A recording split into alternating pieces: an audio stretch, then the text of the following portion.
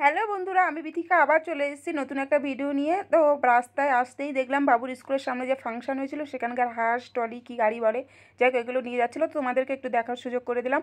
তো যাই হোক আমরা ফাইনালি 1 বছর পরে যাচ্ছি লালবাগ পার্কে ঘুরতে। আগের বছর এই টাইমে গেছিলাম, খুব বৃষ্টি হচ্ছিল, তার মধ্যেও আমরা গেছিলাম লালবাগ পার্কে। তো স্কুলের সামনে থেকে যাচ্ছিলাম, আমি যাচ্ছি গাড়িতে, কেননা অটোতে 3 জনের বেশি নেবে না। তো বাবু ভাই আর বোন 3জন ওরা অটোতে বসে গেল আর আমি একটু গাড়িতে বসে গেলাম। বাড়ি থেকে 10 মিনিট লাগে মেট্রো স্টেশন, তো মেট্রো স্টেশনে চলে এসেছি। বাবু এদিক ওদিকে তাকাচ্ছে কী হলো, দেখছে কোথায় এলাম। তো বোন এখানে কিছু ফটো তুলছিল মেট্রো স্টেশনের সামনে এসে। আর এখান থেকে আমরা যাব এখন মেট্রো স্টেশনের ভেতরে, তারপর ওখান থেকে হয়তো 10-15 মিনিট লাগবে লালবাগ পার্ক যেতে মেট্রোতে উঠে। তো ফাইনালি আমরা এই মেট্রো স্টেশনের ভেতরে ঢুকে গেছি, এবার আমরা যাব টিকিট কাটতে। তো চলো আমি তোমাদেরকে পুরোটাই দেখাবো লালবাগে গিয়ে কী কী করলাম। আর আমি চলে এসেছি এখন মেট্রো স্টেশনের টিকিট কাউন্টারে টিকিট কাটতে, আর বোন ওদিকে ফটো তুলছিল। তো লাস্টে আমার কাছে চেঞ্জ ছিল না বলে বাবু গেল টিকিটটা কাটতে। তো ফাইনালি টিকিট কাটা হয়ে গেছে। তো বাবু সবার হাতে একটা একটা করে টিকিট ধরিয়ে দিল। তারপর আমি বললাম যে আমাকে একটু এখানে ফটো তুলে দে। তো বাবু বলছে এখানেই তুমি যদি 4টে বাজিয়ে দাও তাহলে লালবাগ পার্ক বন্ধ হয়ে যাবে। তো কিছু ফটো তোলা হলো, যাই হোক তুলে এবার ভেতরে যাব। কারণ আমি যেখানেই যাই ফটো তুলতে খুবই ভালোবাসি, আর আমার জন্য সবাই বিরক্ত হয়ে যায় যে এত ফটো তুলছে এখানে দাঁড়িয়ে এখানে দাঁড়িয়ে, মানে ওরা বিরক্ত হয়ে যায়। তো আমি ওদেরকে বলেছি আমার জন্য একটা ক্যামেরাম্যান রেখে দে, তাহলে তোদেরকে ডিস্টার্ব করবো না। এটাও রাখবে না, কিন্তু আমাকে ফটো তুলে দিতেও ওদের নারাজ।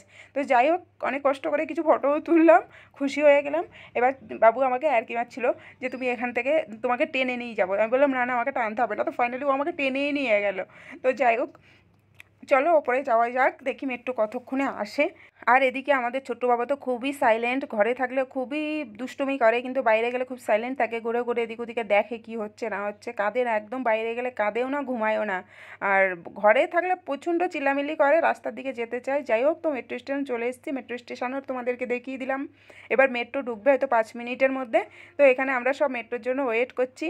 তো আমরা উঠে পড়েছি মেট্রোতে, বাইরের ভিউটা দেখো কত সুন্দর, এখান থেকে মন্ত্রী মল খুব কাছে দেখা যাচ্ছে। তো বাবু বলছিল না এটা অরিয়ন মল, আমি বলছিলাম না এটা মন্ত্রী মল, কেননা মন্ত্রী মল ওখান থেকে কাছে দেখা যায়, অরিয়ন মলটা দেখা যায় না।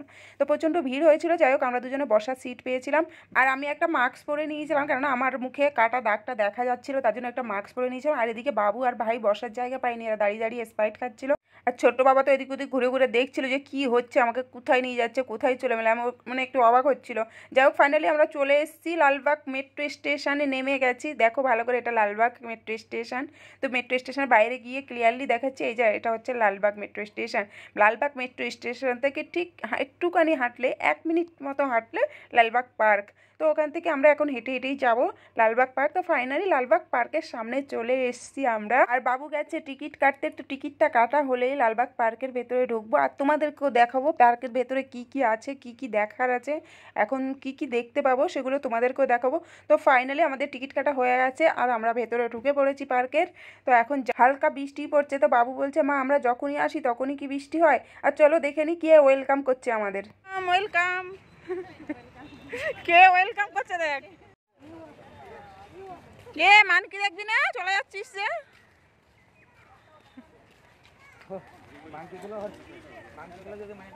মিটিং হলে যাবি না,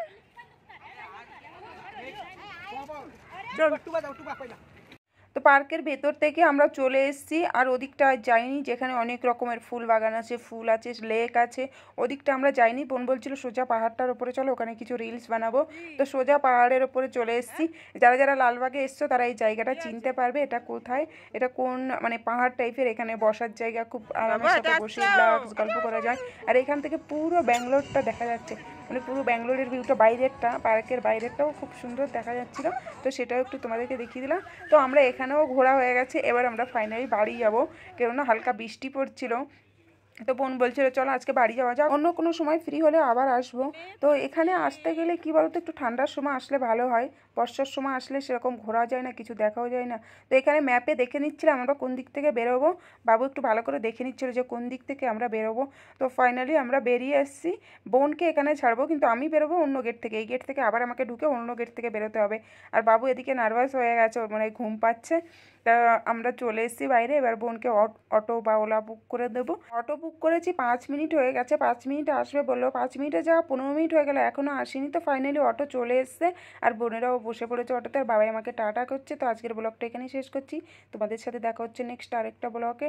তো আমরা কোন দিক থেকে কোন গেট থেকে বেরোলাম, কীভাবে ঘরে আসলাম, সেটা নেক্সট ব্লগে দিয়ে দিচ্ছি। ভিডিওটা ভালো লাগলে অবশ্যই লাইক কমেন্ট আর শেয়ার করে সাবস্ক্রাইব করে দিও চ্যানেলটাকে। বাই বাই, ভালো থেকো, সুস্থ থেকো।